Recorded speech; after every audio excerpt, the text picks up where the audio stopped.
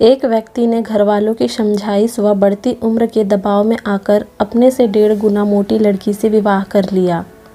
यहाँ तक तो ठीक था, पर हुआ कुछ ऐसा कि विवाह के 2 ही वर्ष में उसका वजन 40 किलो और बढ़ गया।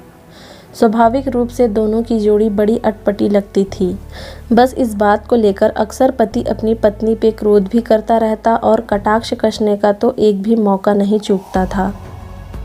बस ऐसे ही दोनों के दाम्पत्य जीवन की गाड़ी घसीटे खा रही थी।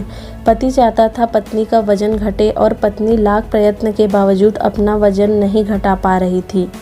इस कारण धीरे धीरे पति को वह किसी काम की नज़र नहीं आ रही थी। खैर, दोनों के दरमियान यह खुराव चल ही रहा था कि एक दिन ऐसा हुआ कि रात को घर में कुछ चोर घुस आए और आते ही बड़ी बेफिक्री के साथ अलमारी खोलकर उसमें से सारे गहने व कैश लेकर जाने लगे। इसी दरमियान आवाज़ से दोनों की नींद खुल गई। लाइट चालू कर देखा तो 2 चोर लूटा सामान एक थैली में भर रहे थे। पत्नी ने आओ देखा न ताओ तुरंत दौड़कर दोनों चोरों को धक्का मारा। गहनों व कैश की थैली तो दोनों के हाथों से छूटी ही छूटी। वे दोनों भी धड़ाम से ज़मीन पर गिर पड़े।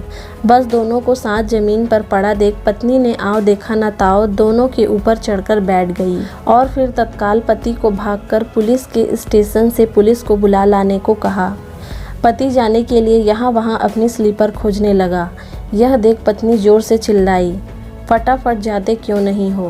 पति ने कहा, बस जा ही रहा हूँ पर स्लीपर नहीं मिल रही है। यह सुन एक चोर बड़ी मिमियाती हुई आवाज़ में निवेदन करते हुए बोला, भाई नंगे पाँव ही चले जाओ पर जल्दी से पुलिस को बुला लाओ। ऐसा ना हो इतनी देर हो जाए कि आपकी पत्नी के वजन से हमारी जान ही निकल जाए।